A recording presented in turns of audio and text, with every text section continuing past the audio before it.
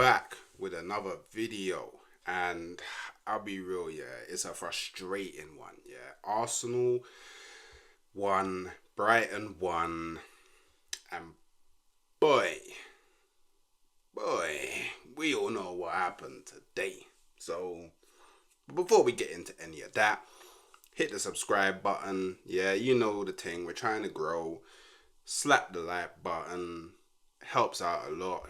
Drop the comments, helps out the algorithms, gets the content out there to all you beautiful people in the world. So this is gonna be a fairly short one, innit? Because I can't lie, for me the game just got killed off, innit? So look, I think maybe the first 15 minutes we looked really good. You know, we was pinging the ball around, had a few chances, we should have scored.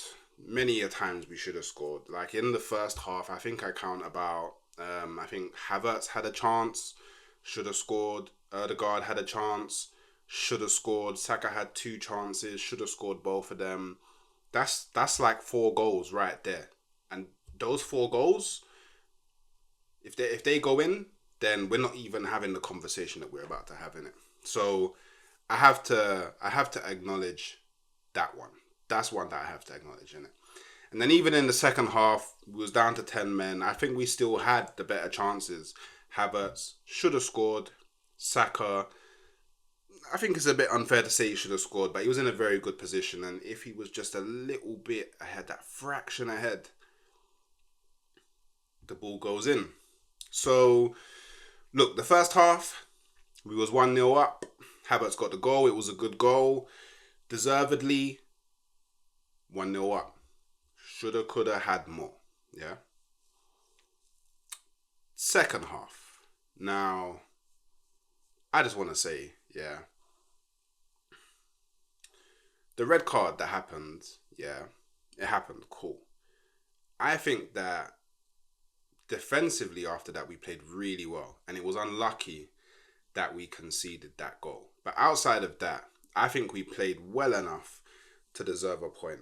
And I mean, when it's 11 versus 10, you take what you can from the game, especially against a team like Brighton. Like it's not a little team, you know, they're the right team. So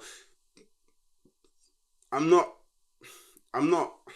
unhappy about the result given the position that we was in, given the scenario. But it's just annoying because if that scenario doesn't happen, we win the game. We even came out on fire in the second half. And look, it's just annoying, isn't it? That's all it is. It's just annoying. Like even just thinking about and reminiscing about what happened, it's just annoying, isn't it? So look, yeah.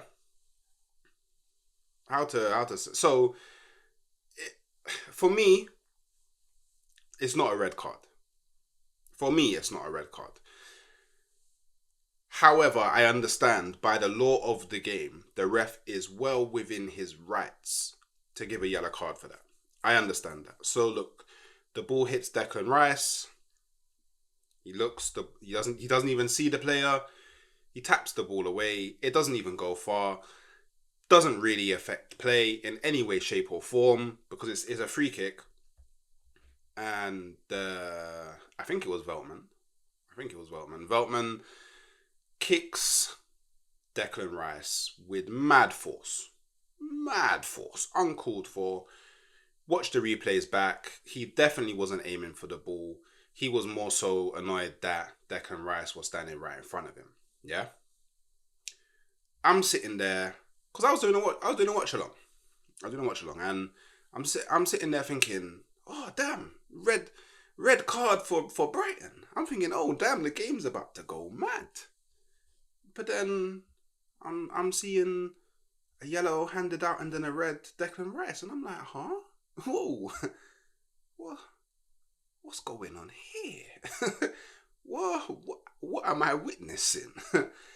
And it's just so stupid because João Pedro blasted the ball away in the first half when it was a throw-in.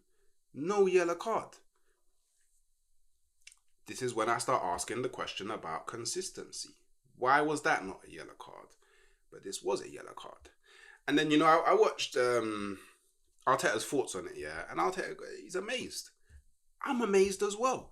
Because, cool, if it's within the law to give the yellow card and then the red for Declan Rice kicking the ball away, isn't it part of the law to give a red card for foul play?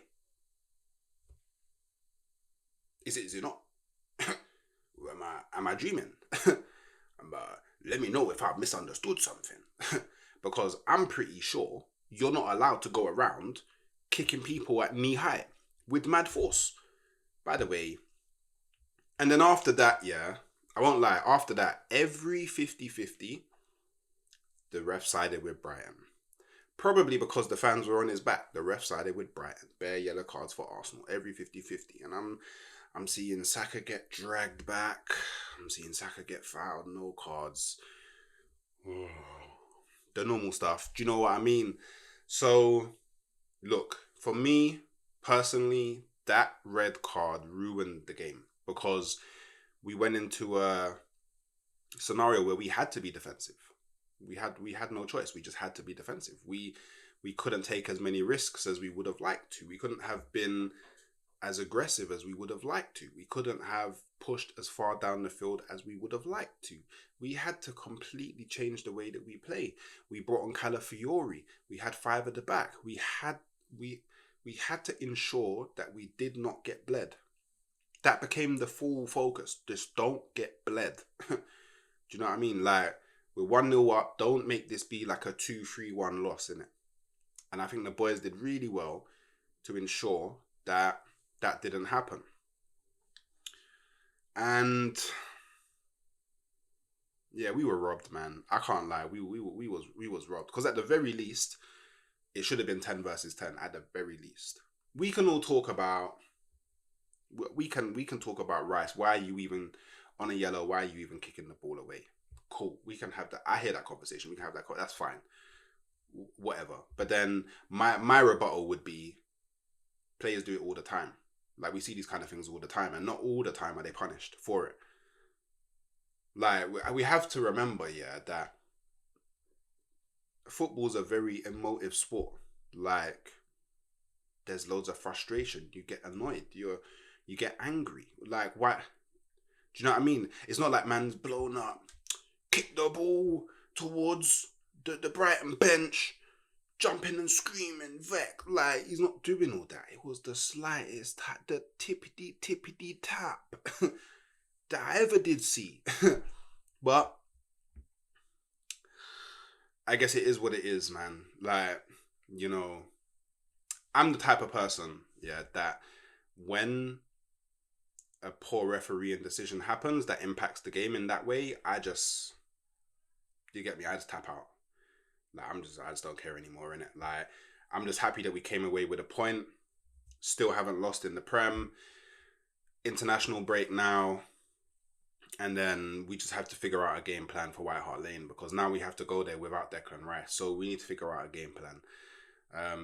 Most likely Jorginho will play, but I don't know how I feel about that. It's just really annoying that we're in this scenario so early on in the season. Marino out injured. He would have been the natural replacement. But it just is what it is, man. Like, it honestly just is what it is, right? I'm not gonna lie, Martinelli came on and I don't even know why you came on.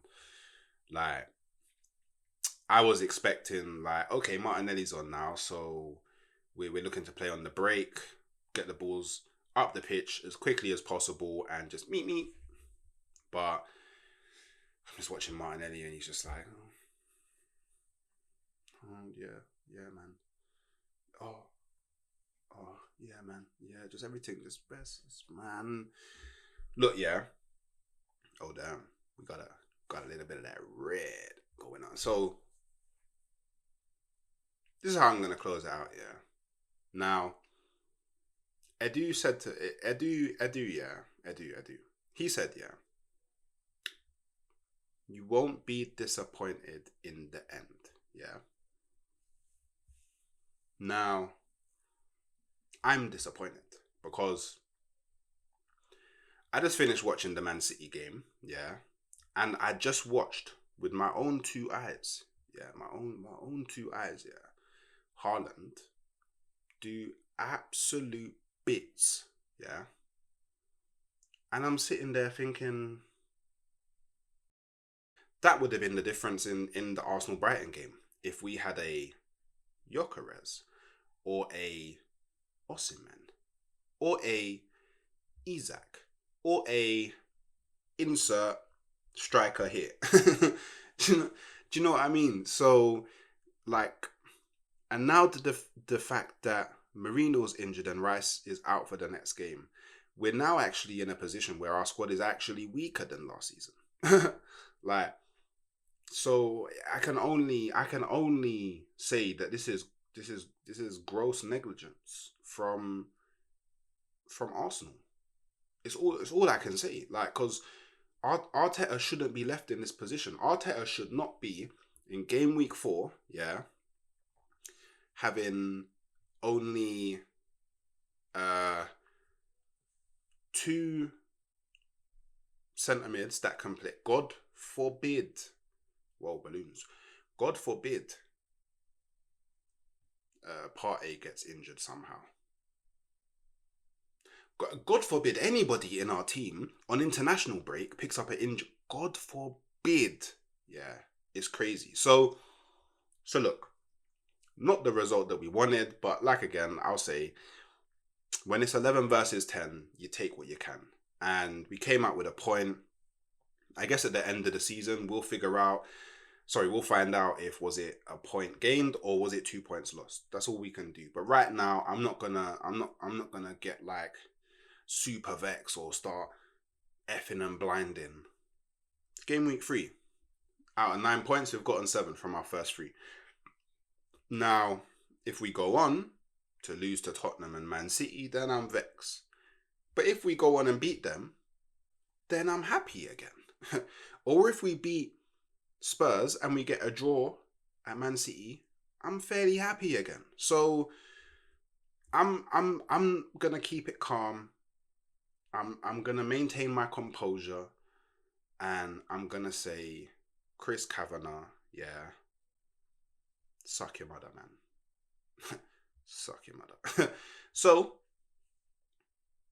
thanks for stopping by. If you made it this far, hit the subscribe because it means that you like what you're seeing, right? And if you can hit a like and drop a comment, you know what it does. It gets the content out there. Yeah, please, yeah, I'll be ever so grateful. You know them one there. And yeah, I guess we now as football fans we have to painfully get through this international break. And yeah, I guess I'll catch you next time. Peace.